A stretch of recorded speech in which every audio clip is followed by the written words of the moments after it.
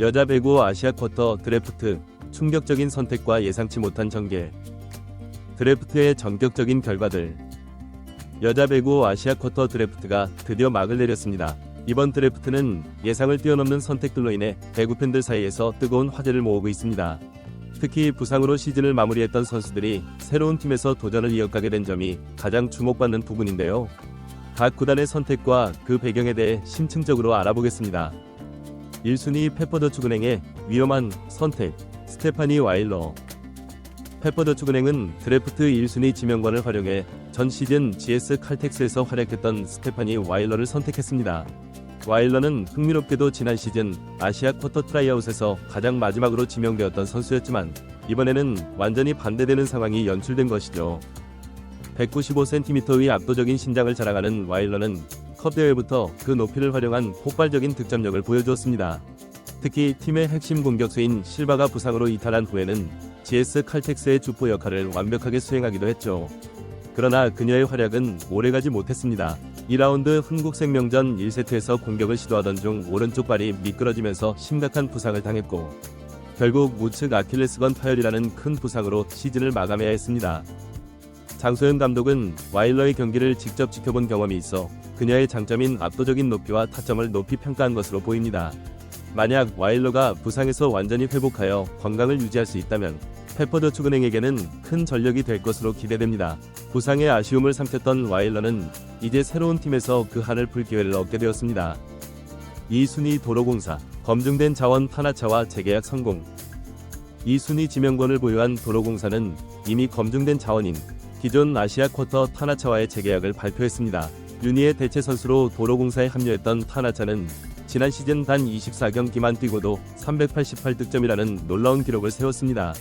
게다가 2023-2024 시즌과 비교해 리시브 효율이 약 10% 상승하는 등 공격과 수비 전반에서 눈에 띄는 성장을 보여주었죠. 많은 팬들의 예상대로 도로공사와 타나차는 재계약에 성공했고 이로써 타나차는 여자부에서 유일하게 아시아 쿼터제 도입 이후 3시즌 연속으로 같은 팀에서 뛰게 되는 선수가 되었습니다. 타나차의 성장 속도와 팀과의 호흡을 고려할 때 도로공사는 매우 안정적인 선택을 했다고 볼 수 있습니다. 3순위 IBK 기업은행, 뉴페이스 알리사 킴켈라 선택. 3순위 지명권을 가진 IBK 기업은행은 호주 출신의 아포짓 스파이커 알리사 킴켈라를 선택했습니다. 190cm의 키를 가진 킴켈라는 현재 미국 대학 리그에서 선수 생활을 이어가고 있었는데 이제 한국 무대에서 새로운 도전을 시작하게 되었습니다. 장신임에도 발이 빠른 움직임을 보여주는 것이 특징인 킴켈라는 파워형은 아니지만 부드러운 스윙과 높은 타점으로 아시아 쿼터 지원자들 중에서도 공격력이 좋은 편으로 평가받고 있습니다. 다만 리시브 능력은 아직 검증되지 않은 부분이 있어 만약 리시브 효율이 기대에 미치지 못한다면 작년 도로공사의 유니처럼 활용도가 제한될 가능성도 있습니다. 과거 2년 동안 계속해서 세터 자원을 선택하며 논란이 되었던 김호철 감독이 이번에는 공격수 영입을 선택한 점이 주목받고 있습니다.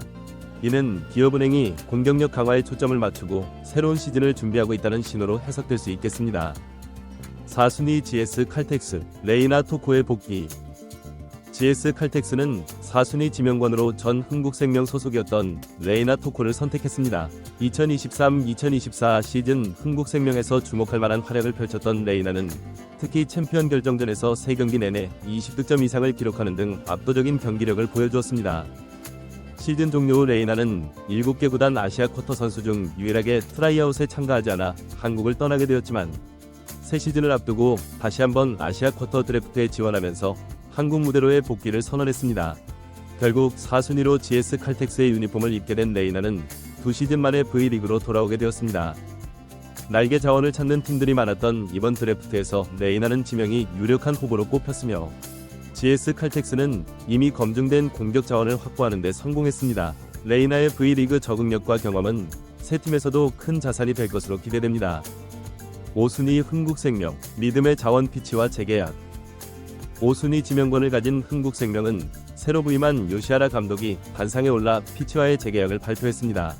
사실상 피치의 재계약은 이미 확정된 상황이었기 때문에 큰 놀라움은 없었지만 이는 흥국생명이 기존 자원과의 안정적인 호흡을 유지하고자 하는 의도로 해석됩니다. 피치는 지난 시즌 미들 블로커 포지션에서 안정적인 모습을 보여주었으며 팀 내에서도 중요한 역할을 담당해왔습니다. 새 감독 체제에서도 그녀의 역할이 계속 이어질 것으로 보이며 흥국생명은 검증된 자원을 활용한 안정적인 팀 구성을 선택한 것으로 평가됩니다. 6순위 현대건설, 일본 국적 자스티스 야구치 지명. 6순위 지명권을 가진 현대건설은 일본 국적의 아웃사이드 히터 자스티스 야구치를 선택했습니다. 현대건설은 지난 2년간 함께했던 태국 국가대표 아웃사이드 히터 위파위 시통과 결별하고 새로운 얼굴을 영입하는 선택을 했는데 이는 많은 팬들의 예상을 벗어난 결정이었습니다. 위파위는 현대건설의 든든한 살림꾼으로 팀을 지탱해 주었고 2023-2024 시즌에는 팀의 챔피언 등극에도 기여했습니다. 그러나 십자인대 파열이라는 큰 부상을 당하면서 현대건설은 그녀와의 재계약을 포기하는 어려운 결정을 내렸습니다. 새롭게 영입된 자스티스 야구치는 일본 대표팀에서의 경험을 바탕으로 현대건설의 새로운 날개 자원으로서 활약이 기대됩니다. 그녀가 V리그에서 어떤 모습을 보여줄지 그리고 위파위의 공백을 얼마나 효과적으로 메울 수 있을지가 관건이 될 것입니다. 7순위 정관장, 고이진 감독의 충격적인 위파위 지명. 드래프트의 가장 큰 놀라움은 7순위 정관장의 선택이었습니다. 반상에 오른 고이진 감독은 살짝 미소를 지으며 전 현대건설 소속의 위파위 시통을 지명했습니다. 이는 현대건설이 위파위와 결별을 선언한 직후 나온 선택이라 더욱 충격적이었습니다. 위파위는 지난 2월 정관장전 3세트에서 공격 성공 후 불완전한 왼발 착지 과정에서 무릎 부상을 당했고 검진 결과 좌측 전방 십자인대 파열 및 외측 반월상 연골 손상으로 시즌 아웃이 확정되었습니다. 십자인대 파열의 재활 기간이 최소 6개월 이상 소요된다는 점을 고려하면 다음 시즌 개막 시점에서의 복귀 가능성은 매우 불투명한 상황이었습니다. 그럼에도 불구하고 고이진 감독은 위파위가 다음 시즌 개막에 맞춰 복귀할 수 있을 것이라 판단하고 그녀를 지명하는 대담한 결정을 내렸습니다. 지명권 순번이 7번까지 밀리면서 불리한 상황에 놓였던 정관장이었지만 이미 검증된 자원을 확보하는 데는 성공한 것입니다. 하지만 이 선택에는 분명 리스크가 따릅니다. 부상 회복 과정에 대한 우려도 있고 태국 대표팀 참여 가능성, SAA로 인해 시즌 초반 활용 가능 여부가 불투명하기 때문입니다. 그럼에도 아시아 쿼터 선택의 달인으로 불리는 고이진 감독의 선택인 만큼 위파위의 부활에 대한 기대감도 커지고 있는 상황입니다. 경험자 vs 새 얼굴, 이번 드래프트의 특징. 이번 드래프트의 가장 큰 특징은 V리그 경험자들이 대거 선택되었다는 점입니다. 무려 7명 중 5명이 이미 V리그에서 뛴 경험이 있는 선수들이었습니다. 드래프트 전에 흥국생명과 도로공사가 각각 피치와 타나차와 재계약을 체결했고 드래프트에서도 와일러, 레이나, 위파위 등 이미 한국 무대를 경험한 선수들이 지명되었습니다. 새로운 얼굴은 기업은행이 선발한 아포지 스파이커 알리사 킹케라와 현대건설이 지명한 아웃사이드 히터 자스티스 야구치 단 2명뿐이었습니다. 이는 각 구단이 이미 검증된 자원을 선호하는 경향을 보여주는 결과라고 할 수 있습니다. 메가와 김연경의 빈자리를 채울 수 있을까? 한국 여자 배구는 올해 최고의 배구 스타 김연경과 리그 득점 3위, 공격 성공률 1위로 역대급 활약을 펼친 메가와 티퍼티를 떠나보내게 되었습니다. 이는 V리그에 큰 공백을 남겼는데 이번 드래프트에서 지명된 아시아 쿼터 선수들이 이들의 자리를 얼마나 효과적으로 메울 수 있을지가 새 시즌의 큰 관심사가 될 것입니다. 다행히 이미 한국 무대를 경험한 선수들이 많기 때문에 환경 적응에는 큰 어려움이 없을 것으로 예상됩니다. 또한 도로공사의 타나차처럼 한 시즌 만에 놀라운 성장을 보이는 선수가 나타난다면 제2위 메가가 등장하는 일도 충분히 가능할 것으로 보입니다. 드래프트의 세부사항. 이번 여자배구 아시아 쿼터 드래프트는 코로나19 상황을 고려해 비대면 방식으로 진행되었습니다.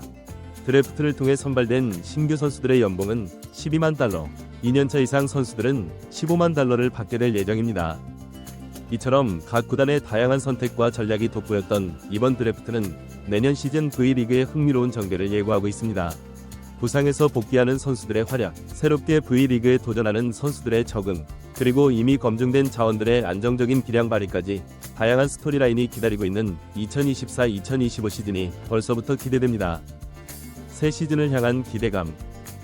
이번 드래프트 결과는 각 팀의 색깔과 전략적 방향성을 엿볼 수 있는 중요한 지표였습니다. 페퍼저축은행은 와일러라는 고위험 고수익 카드를 선택했고 도로공사와 흥국생명은 안정적인 재계약을 통해 팀 컬러를 유지하기로 했습니다. GS 칼텍스는 검증된 레이나를 영입해 공격력을 강화했으며 기업은행과 현대건설은 새로운 얼굴을 영입해 팀의 신선한 활력을 불어넣고자 했습니다.